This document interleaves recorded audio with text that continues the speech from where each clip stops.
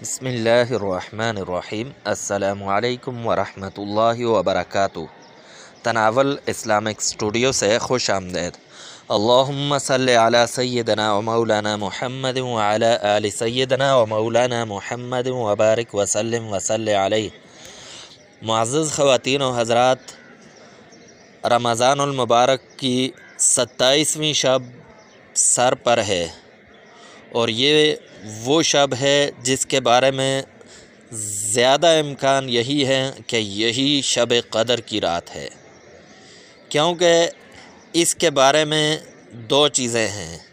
سورۃ القدر کے اندر لیلۃ القدر کا لفظ آیا ہے، اور لیلۃ القدر کے اندر 9 الفاظ ہیں، اور لیلۃ القدر 3 مرتبہ آیا ہے، تو 9 ضرب 3 27، تو یہ اشارہ کرتی ہے کہ 27ویں رات لیلۃ القدر ہے۔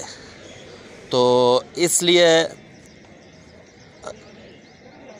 شب قدر کی رات ہے، اس رات جو بھی مانگیں وہ اللہ تبارک و تعالی ضرور دیتے ہیں۔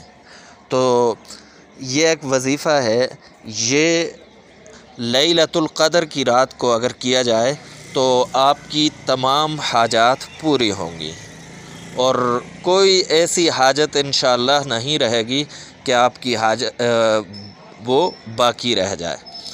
آپ نے وظیفہ کچھ اس طرح کرنا ہے کہ انتہائی توجہ کے ساتھ اللہ تبارک و تعالیٰ کی طرف انتہائی توجہ دے کر اپنی حاجات کو اپنے ذہن میں رکھ کر لیلۃ القدر کی رات یعنی 27ویں شب کو رات کے کسی بھی وقت کسی بھی پہر آپ نے یہ عمل کرنا ہے۔